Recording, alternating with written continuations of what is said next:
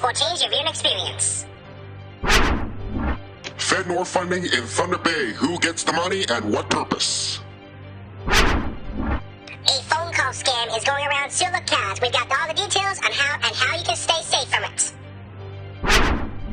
New sets, new graphics, but more snow coming, and we've got NHL action to talk about. Northwest at Noon starts now. From Lake Superior in Thunder Bay to Lake of the Woods in Kenora and everywhere in between, this is Northwest at Noon. Good afternoon, everyone, and welcome to a brand new era for Talking Tom and Ben News. As you see right now, this is a brand new virtual set that we'll be using for our future newscasts. And it's been an incredible transition from our old set that we have been using for nearly 10 years, but we figured the time was right to give our set a massive update. And we want to give a huge special thank you to the kind folks at Architect 9 and Free Virtual Set who assisted us in putting this brand new set together. We feel that this new set will take us into the rest of the decade and possibly beyond. Turning to our main headlines, and a trio of educational institutions in Thunder Bay will share $2.1 million in federal money for skills training, development, and innovation initiatives.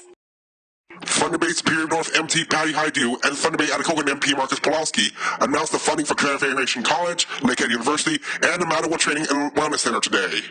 Mattawa will get nearly half the money, $1 million, through the Jobs and Growth Fund to help with ongoing renovations to the former Dawson Court Seniors Home.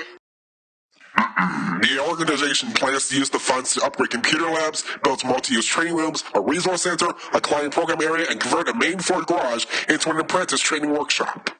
The college plans to use its $889,975 to support its evergreen outdoor classroom projects. And Lakehead University is getting $233,700 through the Regional Economic Growth through Innovation Core Fund to support its Center for Healthy Ecosystems and Environmentally Conscious Economic Development. The Out of the Cold program in Fort Francis is now in its 5th year. It's a place where people with no place to go have somewhere to stay warm during the coldest months of the year. Rainy River District Social Services Administration Board Sandra Weir says they do it without direct government funding. Although we don't have funding for a shelter, we have been able to allocate funding for our homeless from our homeless prevention program to help offset some of the operating costs of the warming center. Weir adds they also accept donations such as winter clothing, personal hygiene items, and gift cards. The OPP says all of its vehicles are now equipped with automated license plate readers. The system instantly notifies police of things like expired registration, arrest warrants, or if a vehicle is stolen. Aye, Ben, you are struggling today. Anyways, it also has the capability of capturing vehicles of interest during Amber Alerts. Up to 3 cameras are mounted on top of police cruisers, and sorry, Tom, I am struggling today. 1 or 2 cameras point forward and 1 points backwards so that an officer can scan cars in multiple directions. The OPP says it has also installed in-car cameras with video recording capabilities. Community leaders in Dryden will be working with the OPP and the province to help curb drug and crime activity in the region as the city hopes to lower its annual policing costs. Dryden Mayor Jack Harrison met with Ontario Solicitor General Michael Kirshner earlier this week to discuss a proposal which would lower Dryden's policing costs by 35% each year. While Mayor Harrison explains he's not at liberty to discuss any financial impacts of their discussion at this point, he says Kirshner was, quote, very interested with the information provided by staff. Harrison also believes the province and Premier Doug Ford are 100% on board with supporting the city. It's going to be a cold start to the weekend, but the forecast calls for warmer temperatures tomorrow and Sunday. However, Environment Canada's Jeff Golson says after that, cold temperatures are coming back. That is the way things are shaping up. I looked at a few of the different longer-range weather models, and it does look like a return to chillier temperatures. It looks like colder than normal temperatures likely to finish off the month of February and maybe even start off into the month of March as well. The daytime highs heading into the final week of February look to be in the mid-teens, and the return to colder temperatures this week came just in time for the family a day-long weekend. The city of Thunder Bay is reopening the outdoor rinks, which were closed due to warmer weather earlier this weekend. And speaking of which, let's check in with Ginger now with our first look at the forecast. Thanks, guys. Well, the cold temperatures are definitely good news for anyone who is looking to enjoy this family day-long weekend. However, we've got a band of snow coming up from the west, as you see here on our meteored weather radar for Superior West. Thank you to those guys for supplying us with the radar, and they will make our way across our area throughout the evening. Thankfully, I'm not expecting much in terms of accumulation, maybe around 2 to 4 centimeters, but we've got another chance of flurries on Sunday and Monday, so I'll have that and your 7-day forecast coming up. Alright, thanks, Stitcher. Speaking of Family Day, there's plenty of activities for the whole family in the Rainy River District this long weekend. Alberton Township is holding its annual Family Fun Day at Millennium Park on Monday. Councillor Dan Golaski says they have several events lined up. There'll be snow painting, we're going to have outdoor bowling, we're going to have a cornhole game. We will have members of the volunteer fire department there, they will be helping out. Meanwhile, in Fort Francis, there's ice skating and swimming at the Memorial Sports Center. Some activities are free due to a sponsorship from a Chitawin Family Services. Still ahead, a decades-old power plant project is being reconsidered by the Ontario Power Corporation. Plus, new concerns about affordability for Canadians. We have details on a recent social study conducted. Later, a phone call scam in Sioux Lookout. We'll be right back. Halfway Motors Mazda is a dealership on the move. More innovation, more IIHS Top Safety Awards, more new models, including the powerful full-size CX-90 SUV. Plus, Mazda has Canada's only unlimited mileage warranty. And a 3-year maintenance program is available on every model. That's maintenance-free driving for 3 years. With more Mazdas on the road, there's never been a better time to consider driving one.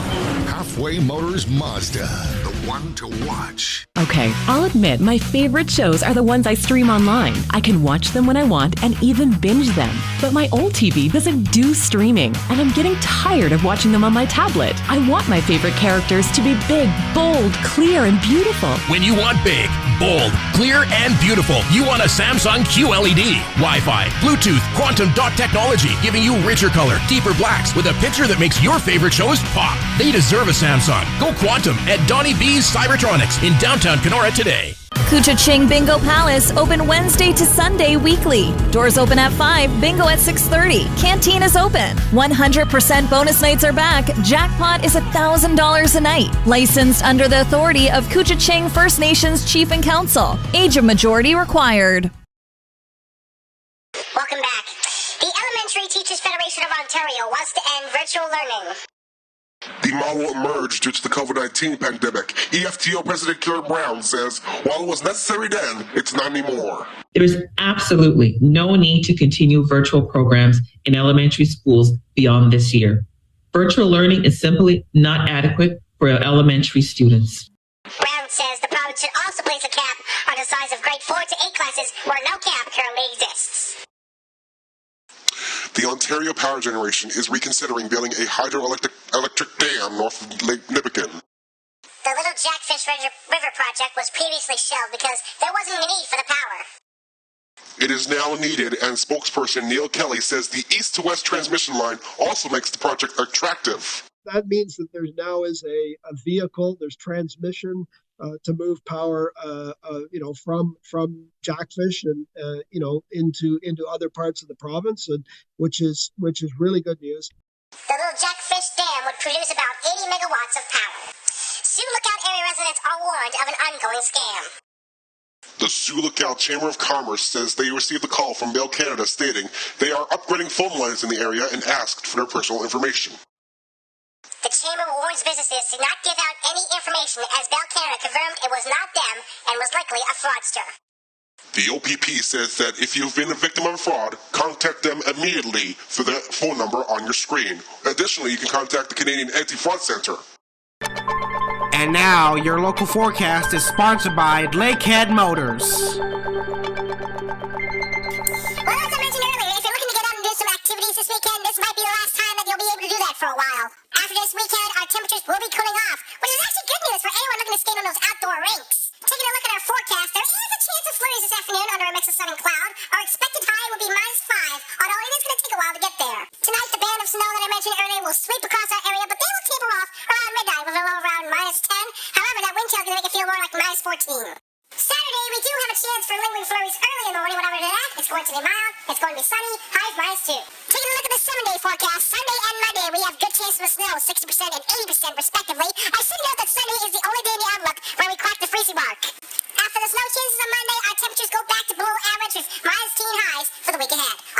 sports in a bit. Thanks, Ginger. There is new evidence on the affordability difficulties facing Canadians. The latest Canadian social survey in quality of life and cost of living finds 1 in 4 Canadians not having enough money to cover an unexpected expense of $500. Young adults report having the toughest time. And while much is said about the impact on seniors, the study found just 25% of those 65 and older to have difficulty covering the $500 expense. Up next, a new deal between Unifor and Canadian Pacific, and Ginger has sports. SIGHL and NHL action tonight. Stay tuned, we'll be back. This portion of the news is sponsored by Porter Airlines. Porter, actually enjoy economy. There is no dreaded middle seat on any Porter Airlines flight. So you'll never get that oh no feeling as you come down the aisle, that squished in eesh. Instead, it's just 2 by 2, you by you. Add in stress-free boarding, free beverages, and premium snacks on every flight, and you've got the best seat in the house. Book at flyporter.com. Porter, actually enjoy economy.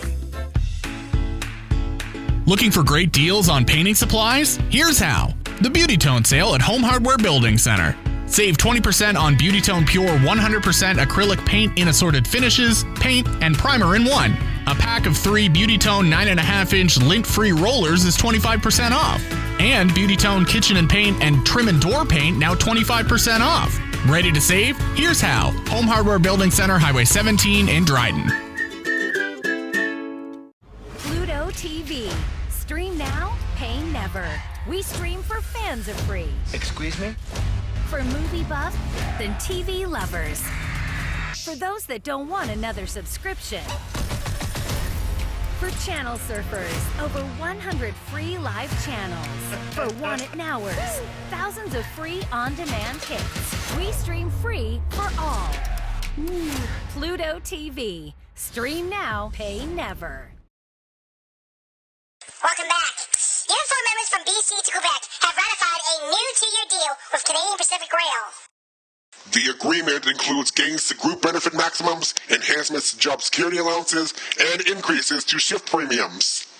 A total of 1,200 workers who perform maintenance, safety inspections, and produce parts for locomotives and freight cars are represented in the deal. The contract is set to expire at the end of 2024.